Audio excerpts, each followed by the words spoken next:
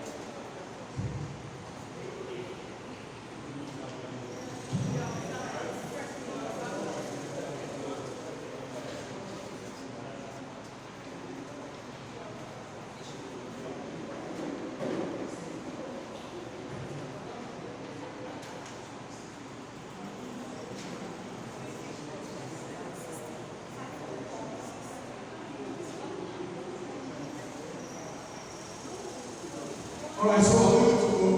Do we understand again now?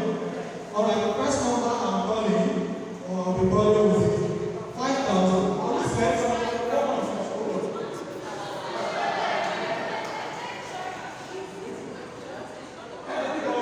So once you get it, if you get it, and you have to do now, go back to the level. Once you get it, okay, are we good to go? Alright, the next number will be 4,512. 4,512. 4,512. Yes.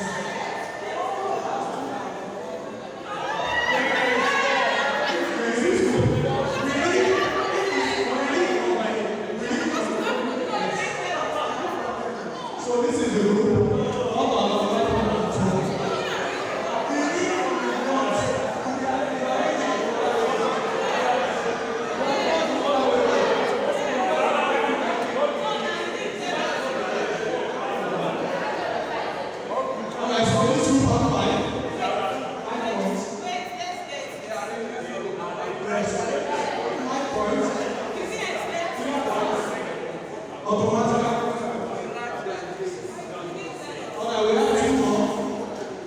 We have two more numbers.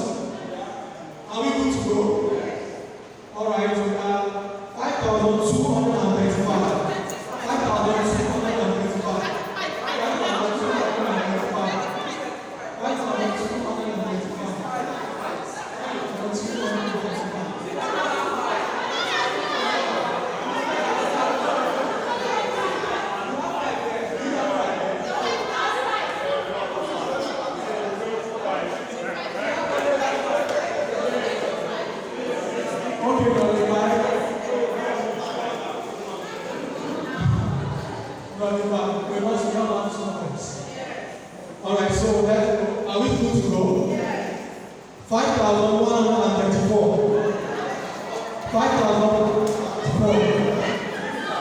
5,235.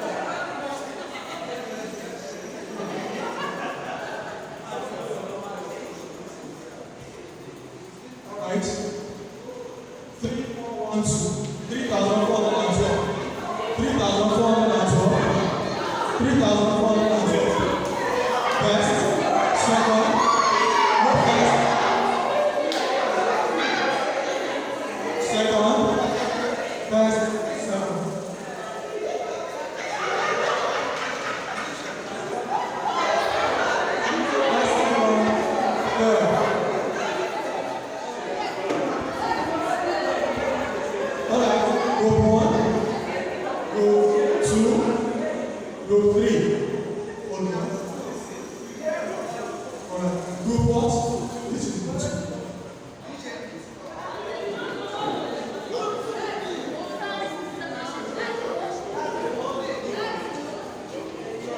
Okay, based on his own grouping now, this is group 1, group 2, and group 3. Alright, so now all group please collect it. So just keep them in mind. Then I need a volunteer to ready. It's your turn now.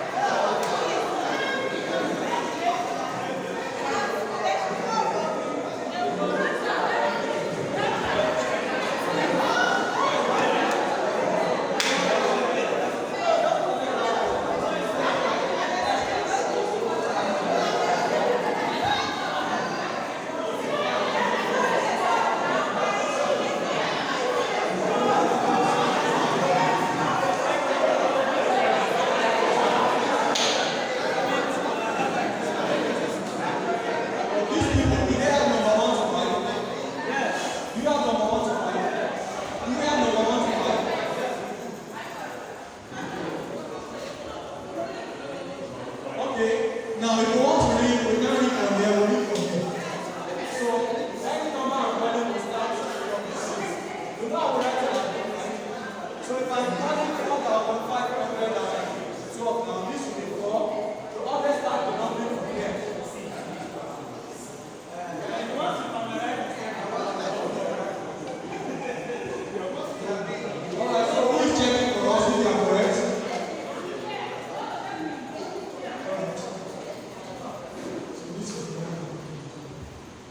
Alright, now good to go. Set. Alright, so 5,431. 5,431. 5,431.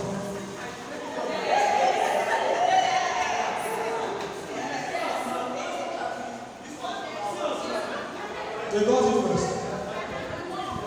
They got it first. We have to be so we have to make it. Okay, based on this meeting, you have 4 and this is 5. You have 5 points. Please drop the other paper. That's my practice. Everybody should have 1 paper.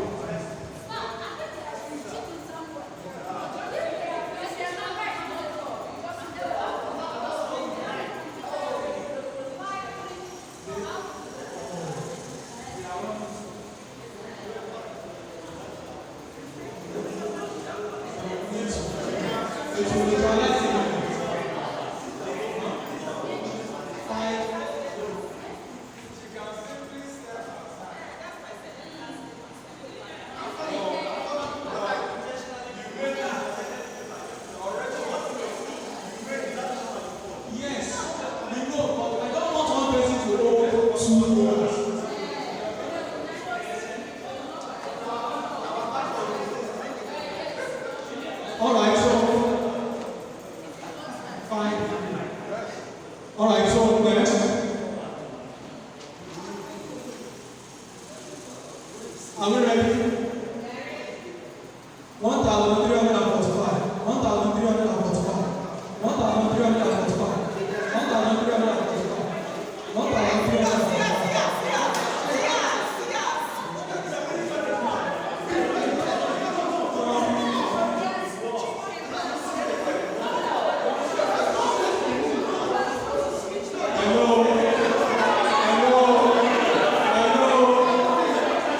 Hello.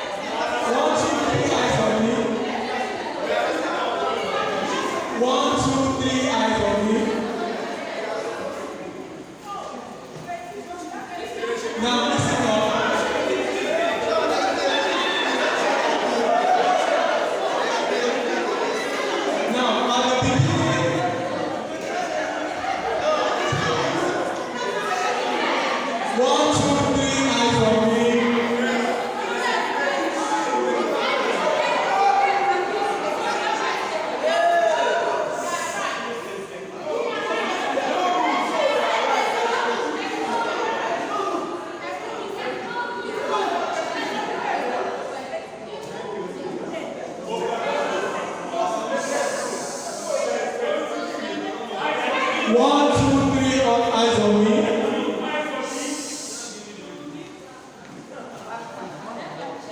Now, at the beginning of the game, what I said was what?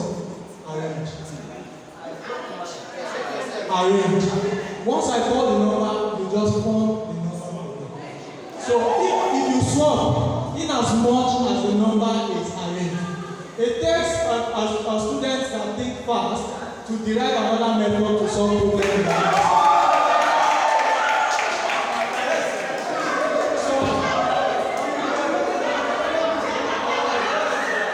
Alright. Okay, thank you. Can I have my papers? My aim for this has been achieved. Now, did you know why I brought in this?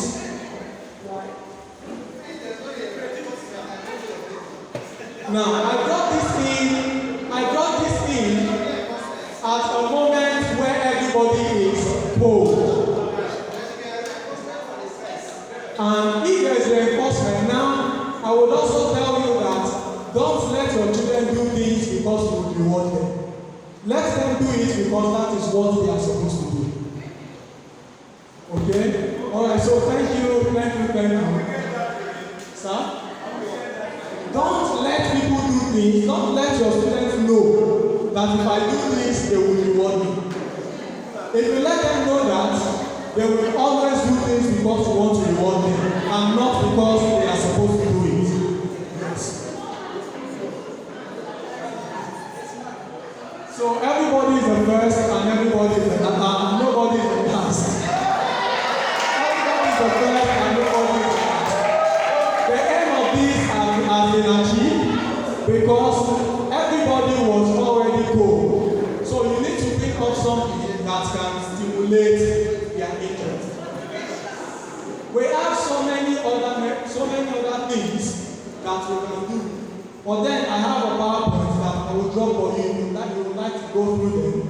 They will help you to know how to engage your students in the class. On this side, I have something like that. I have something there, but our time might not permit us to do that. Okay? Alright, so let's quickly move. Yes, ma'am.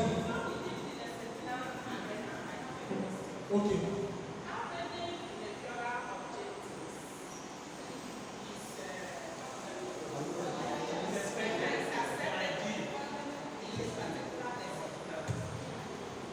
Now, talking up from the Nigerian perspective,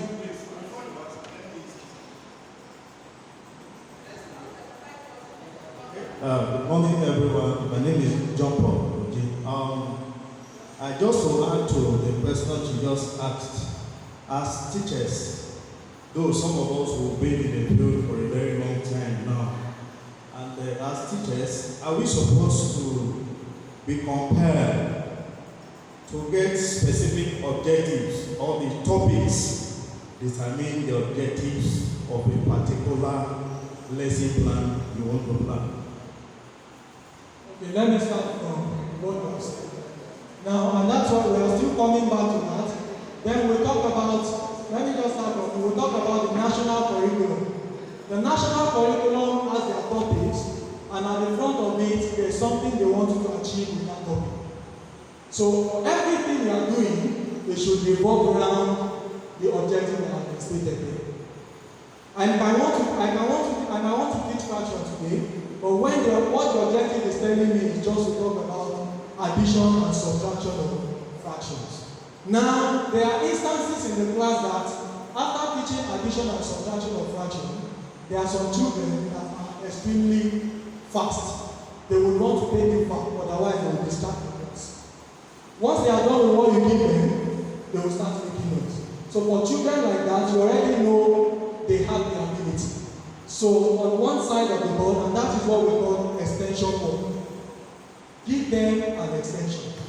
But that extension you are giving them now, that doesn't mean that when it is time to come and teach that subject at that topic, you say because you are giving them as extension, you will not teach it. So for everything you are teaching, there is something that is meant to be achieved with that lesson. You are not compelled to anything. Just go through the national curriculum. There is something they need you to achieve at the end of the lesson, and that is what you need to work with.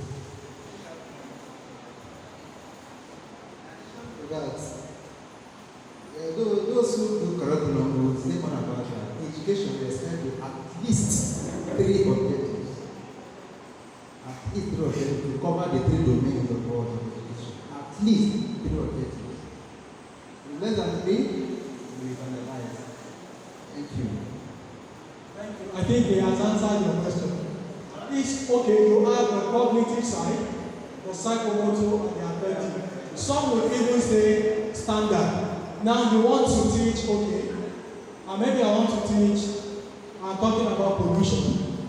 Some people will say, okay, by the end of the class, the children, is it supposed to be by the end of the class or at the end of the class?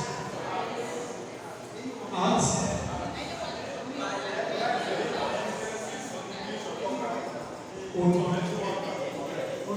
So, I will get to by the end of the lesson. I can say if I want to teach pollution, by the end of the lesson, the children should be able to define pollution, list the types of pollution. And now the standard number, we can now say with examples, give at least 4 examples to perform the 3 different types of pollution. So you can have the 3 objectives to cover for the 3 learning domains.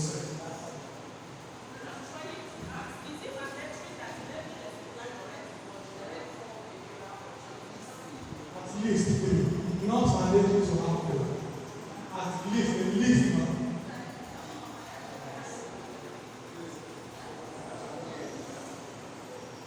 So when I say at least, it is only counted below, it is open and open, it's nothing more than. That is why my HOD from Montessori School told us then that it's not bad if you repeat objectives. It's not bad if you repeat a particular objective. But when at times it will be difficult for us to get it right as a teacher is, you will be feeling the definition you ask students to give, it will still be wrong for you to still ask the same question when you are repeating the second phase of your lesson, lesson 1 and the lesson 2. The same definition. So it will not be wrong. But the objective don't really mean that all the domains must even be present. But there are some that all the domains will be present. You know, let's say for instance, a history instructor is teaching on 1999 Constitution. We are referring to the Constitution of a particular year, that the structure will still be rolling down to be the same thing, which is discussion method. In that context, your behavioral objective will look as if it should just be one, but as the teacher you should be creative to make it break into 1, 2, 3. That is what we are saying. Creativity will have to come in. Thank you. Morning. Are you satisfied?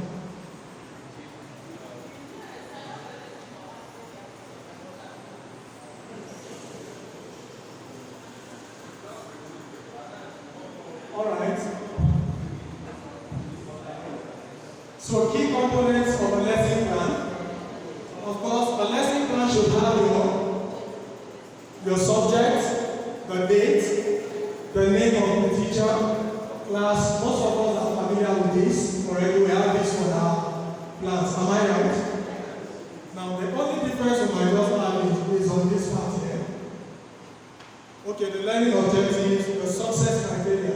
Success criteria is just talking about, now you have finished the lesson. After the lesson, what can the children do from what to content? I'm going to display a slide here so that we can understand what this success criteria is talking about. Now, the main lesson has to do with the main point, the content of the lesson, and what we want to teach that day. That is the main lesson. We have differentiation. I have talked about grouping children based on their abilities. You come into my math class, I have the children that I know they are flying high. I have them on one table, and those ones that really need my attention, I have them on the other side of the table. Even though we know that for them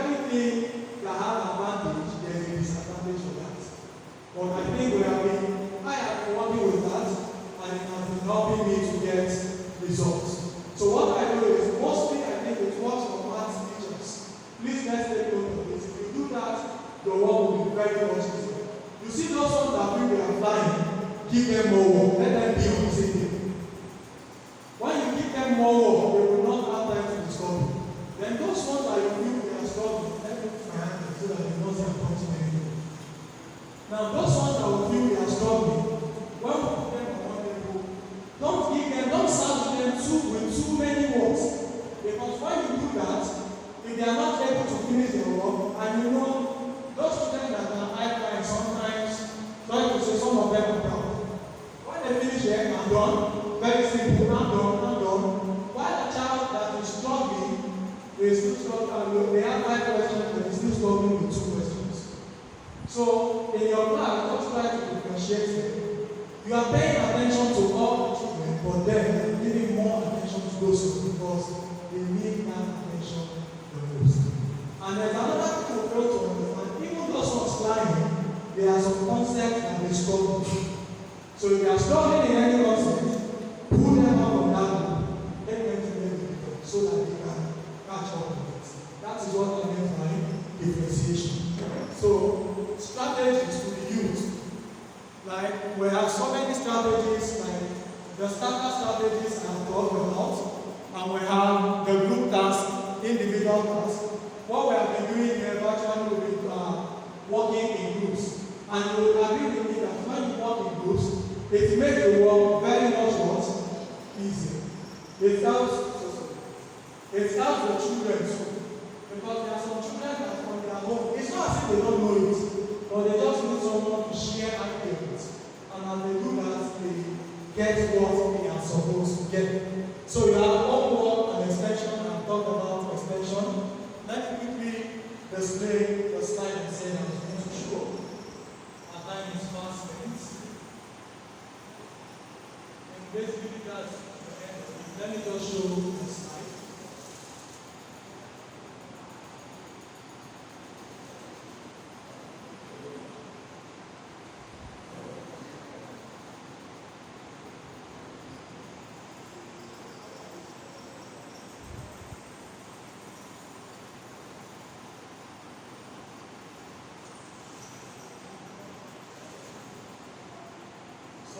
The next 5 minutes are coming.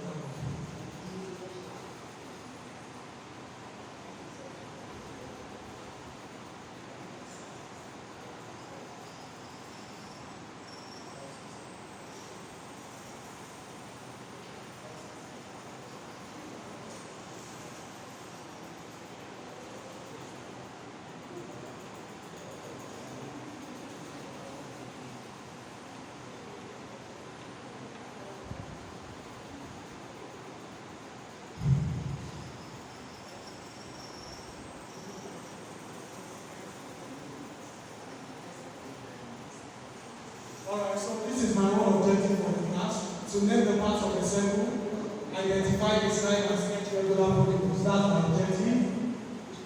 The previous knowledge, the students are already familiar with the first 9 members of the polygon family. That's the technical psychology. The keywords, those words will be coming across in the course of the lesson. So these are some of the words they will be coming across in the course of the lesson. So we call these key vocabularies. So usually at the beginning of the lesson, I try to explain all of these keywords so that as the lesson progresses, when they hear me mention one of them, they know what I'm talking about. Alright, so this is a mental starter. Mental starter is just something that they don't need to calculate. Once you just ask them, they should be able to produce the answer without calculation. So I think this is mostly applicable to maths. So for other subjects, you can do away with this mental starter. After then, I have my starter. This one here, we can now calculate using the book. Okay, I gave the answers to the mental starter. Now, this is our starter. So in the class, what was the instruction here? Enter what? Transform.org.polygons. What 21st century skill do you think invited them? Digital literacy. So in the class, Even though they have the system there, but we don't allow them to work with system in the class. So I do that on my own system. Because of time, I won't be able to do that. But you go to this site, you have very rich materials there that will help the children to recall what we have learned about polio. So you can see that my starter now is still referring to somewhere in the 21st century schools. So everything we are doing should be revolving around that. I have my introduction class. This is what I'm talking about. Name this part of the cycle. You know, I can just decide to give them all this part of the cycle. But what I am doing here is that I have done the cycle. I ask them to do what? Name it. So as I'm doing it now, all the answers are not coming out at the same time. I ask you to name this. If you name it correctly, I click on it, it comes out. Then another arrow, I animate it. Then you name this one from what name is this. You can see that as we do this, without even going on talking in class, everybody will be what? Involved. So I know, maybe for those of us that are using smart boards in our school, I would indulge you to please, if you want to do something like this, animate the class so that you are not just giving them the information. Solicit the information from them. When you ask of them, when they produce the answers, sincerely they will not forget.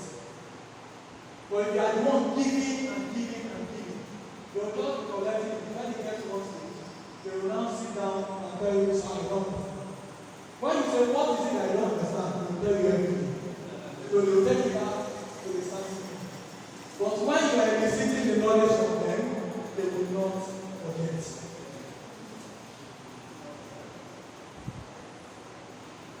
So you will notice all of this. You can see that the plans are animated. From here you would know, everybody that reads this plan will understand that it is not the teacher that is talking. He is just serving as a guide to tell them that, okay, this is right, this is wrong.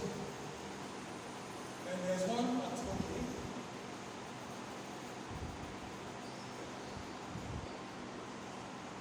Sorry, sir, we're rounding over very soon.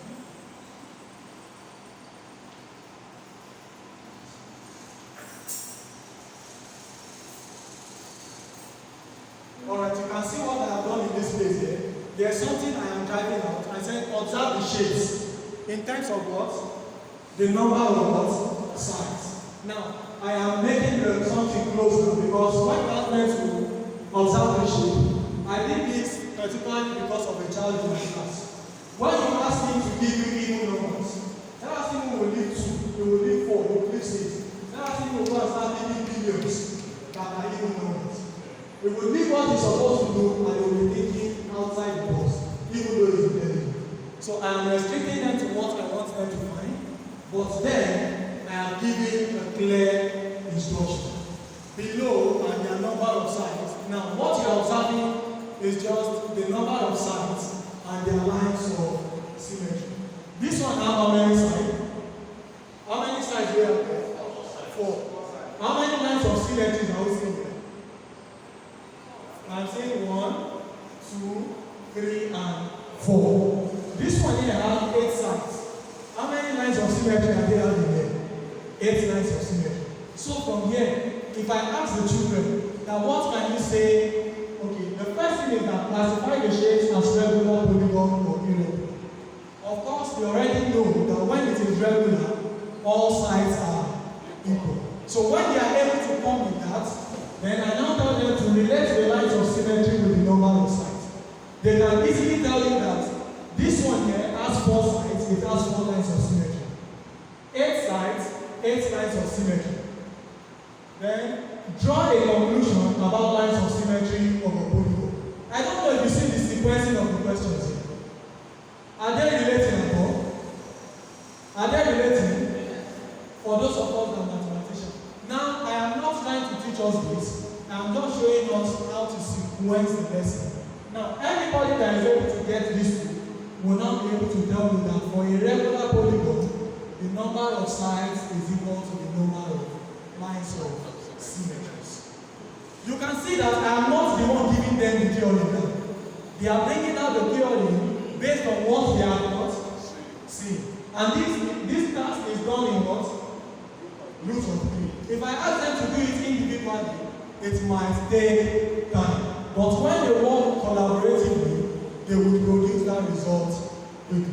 So these are some of the things we are talking about. You can see after every question I'm giving them, my own answer follows. So that even when they are going through the slide at home, they can always refer to the answers. So these are just examples.